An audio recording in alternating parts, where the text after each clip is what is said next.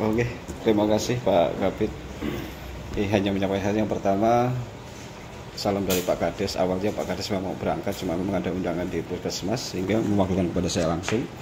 Nah, yang kedua ini adalah misi klarifikasi, Pak, yang dibentuk untuk perkumpulan di Gembak Sekti terkait pengrajin batik. Memang kemarin kita diskusi dengan Pak Kades setelah memang Pemdes Gembak Sekti mendapat undangan, kemudian informasi dari Disperindak terkait perkumpulan ini, sehingga akan kita fokuskan kepada pengrajin batik tapi yang batik tulis atau langsung pencantingnya, Pak.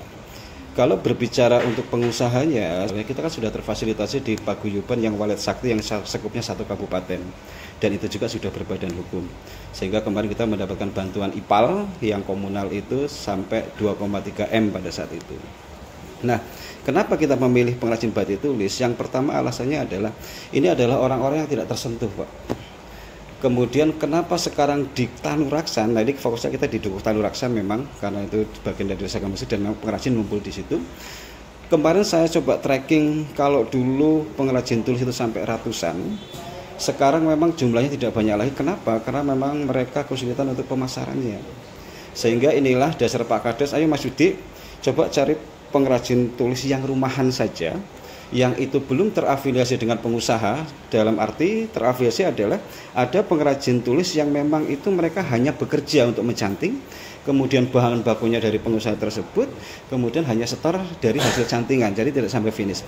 Yang kita ambil adalah pengrajin tulis yang membuat sendiri, beli bahan baku sendiri, mencanting sendiri sampai finish, kemudian mencari pasar sendiri, Pak. Nah, ini yang kita ambil.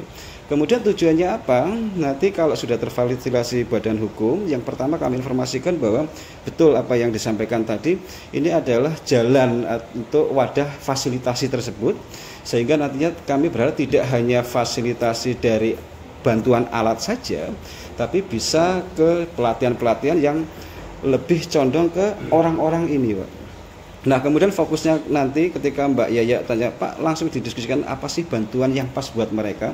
Kalau kita tanyakan ke pengrajinnya, mereka butuhnya alatnya adalah alat untuk kompor yang untuk nyanting itu sama bak untuk pewarnaan. Tapi kalau kita berpikir ke depan, mereka jalan di tempat itu karena pemasarannya yang terhambat. Sehingga memang Pak Kades dan saya diskusi sebenarnya apa ya Mas, yang agar mereka paling tidak bisa terpromosikan secara kontinu. Akhirnya kita, saya baru dengan Pak Kades itu sepakat ke bantuan studio untuk live TikTok ataupun medsos lainnya, Pak. Jadi nanti dibentuk sedemikian rupa, termasuk kalau boleh alat itu berbentuk kayak HP-nya gitu, bukan kamera, bukan, tapi HP yang mumpuni secara kualitas kameranya plus alat-alat lainnya, mungkin dari pagu itu seperti itu, Pak. Nah, mohon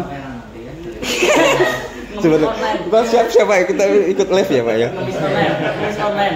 Karena kalau tidak seperti itu, Pak, hanya bantuan semacam alat yang mereka gunakan sendiri, pasti nantinya itu apa ya, Pak ya, kalau mereka tidak bisa belajar, akhirnya lama-lama seperti pengrajin-pengrajinnya akhirnya bubar.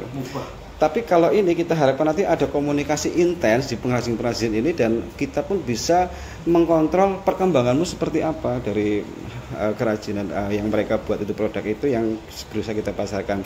Di Gembak Sekti sudah ada galeri BUMDes Gemilang Sakti yang memfasilitasi mereka. Intinya perkumpulan ini kita bentuk untuk memfasilitasi pengrajin-pengrajin yang seharusnya memang ini layak dibantu. Karena apa?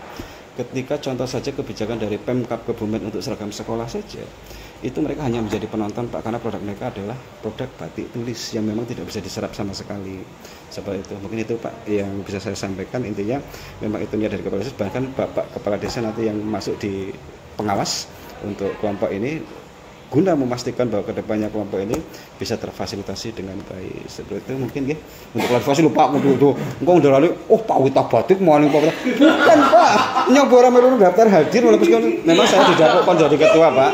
Lebih kepada kan bisa nganah-ngeneh lah ya, untuk komunikasi ya, seperti itu.